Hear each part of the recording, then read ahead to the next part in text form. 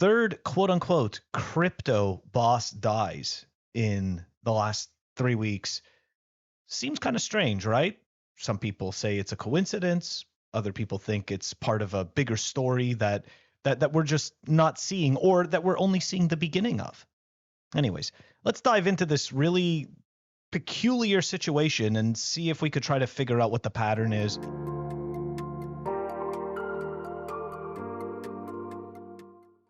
So it's got to send some alarm bells ringing when you have not one, not two, but three prominent crypto people dying. In the case of Nikolai Mishigian, he put a series of tweets explaining that he was actually going to be murdered. And that he was going to turn up dead. And it turns out that he did turn up dead. So what exactly is going on here? Third crypto boss dies in helicopter crash. So it's not the third boss that dies in a helicopter crash. It's the third person that died, and it so happens that they particularly died in a helicopter crash. They're not all dying in helicopter crashes. Anyways, I just want to sort that out before we continue with the story. Here we go. Last week, former Morgan Stanley trader and co-founder of the $3 billion cryptocurrency firm Amber Group. And I just want to point out, this is not Amber, the stacking app out of Australia, okay? That has nothing to do with that Amber, okay? This is, I'm sorry, I understand that he passed away. This is Amber the shitcoin, okay? Or the shitcoin company. Anyways, I digress. So Tian TT Collender, 30, died suddenly in his sleep on November 23rd. That's right. That's right. 30-year-olds dying suddenly in their sleep. That's normal. Anyways, it's okay. I'm putting away the tinfoil hat. I'm going to continue with the story. So 29-year-old crypto pioneer Nikolai Mishigian was found dead a few weeks ago from an apparent drowning, just days after warning that the CIA and Mossad pedo elite were going to kill him. Mishigian posted the warning on Twitter on October 28th, and I remember seeing that. Here we go. This was his account, delete_shitcoin.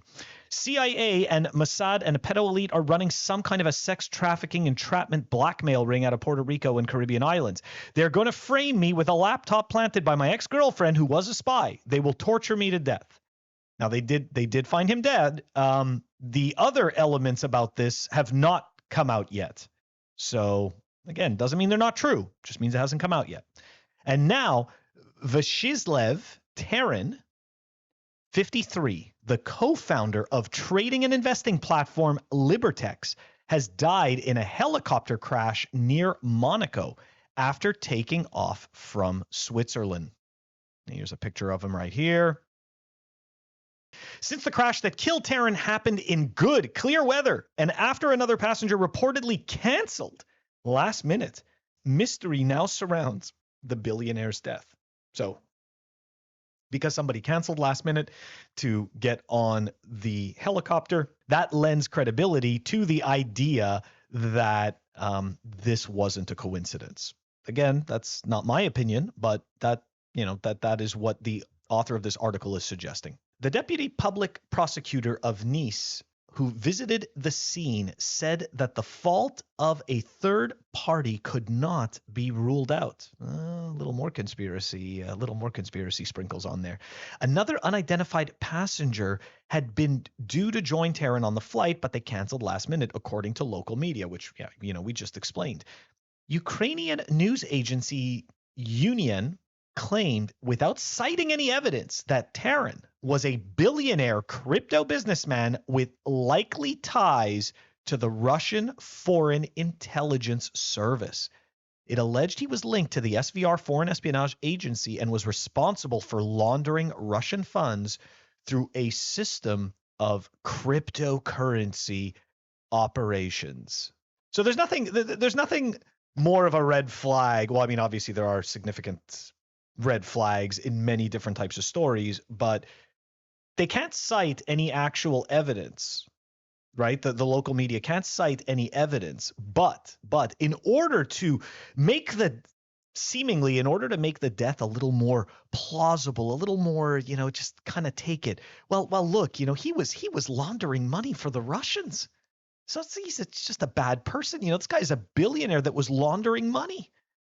And don't get me wrong, but how many times have we seen in this space where the mainstream media, the corporate owned media and the government entities always try to push back on Bitcoin and quote unquote shit coins, right? That they're laundering money. It's always laundering money. It's never the banks that have the actual rails to launder money. No. It's these little guys, these little peons that no one ever heard of. They are laundering all the money. Don't be stupid. Okay. I used to sit there and think the same thing too. It's like, oh, wow, how do these people pull it off? Remember, the people and the companies that have the means and that have access to the financial rails, have access to the infrastructure, they are the only ones that can launder money. Don't be an idiot. I for a long time I had to sit there and remind myself, no, you're being an idiot. It's the people that can afford the rails. How else do you think this moves around? Anyways. So look, there was a statement made from Taryn's wife, Olga, which we're actually going to go through. Okay. And I think it kind of shows a little bit of a different side because essentially they own a company called Hello Monaco. Okay. And that's just it's a local media company. And his wife, Olga, put out a statement about her husband. Olga Taryn's public statement. It's an open letter from Olga regarding the false accusations of her husband. And this is November 30th, 2022. So just yesterday. The Ukrainian news website Union.net published a story that my husband allegedly was a billionaire and was involved in money laundering for Russian elites. And on top of that, they claimed him to be a Russian spy. All of this is outrageous and manifests an absolute and utter lie. My husband never had any connections to the Russian government or any political affiliations. He left Russia to pursue and focus on his business interests back in 2008. I understand that you do not know Vyacheslav personally, and reading these cynical articles, one may consider them to be true, but everyone who knows Vyacheslav, including the entire Monaco community, knows it to be an absolute lie. So that was the latest, right? That was the latest on the last of three people in the last month that have, quote unquote, mysteriously passed away. All right. So do we think that this is all linked? I mean, I got to be honest, I don't really know. I don't really know if this is all linked or not. I personally think that it seems like a coincidence, but at the same time, for those of you that have listened to more than one of these shows or one of these clips, you know that I don't necessarily believe in coincidences. So first of all, for Tian, we can't find anything about his spouse or anything about his really of depth of his personal life anyways online. So I'm not going to just try to pull together a bunch of strings to see if it fits and say, hey, look, this is a story. It all matches. But one thing that we can take away is this. Okay. The human brain loves to create patterns. Right. This is something that we like to do. We like to see patterns, and that way it creates predictability. And at the same time, it makes it so that things are not unknown. Oh, look, there's a pattern. There's an explanation for this. This is not unknown. I no longer have to fear it.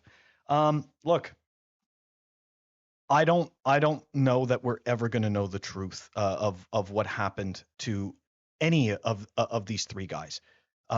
It's very unfortunate. It's really strange. Do I think as a Bitcoiner that you need to be concerned or something like that? No, not in particular. I don't think so. I do believe that there is, that there's a whole bunch of information behind the scenes that we don't know. And something that I always remind myself of is there's three sides to every story, right? There's your side, my side, and the truth. So somewhere in between, we have the truth. But make no mistake, these three people dying in the sequence of which they died, and the first gentleman explaining that he was going to be that he was going to be framed and that his laptop was going to be used for evidence, and in fact he did die a few days later. That does seem creepy, and it is a little bit scary.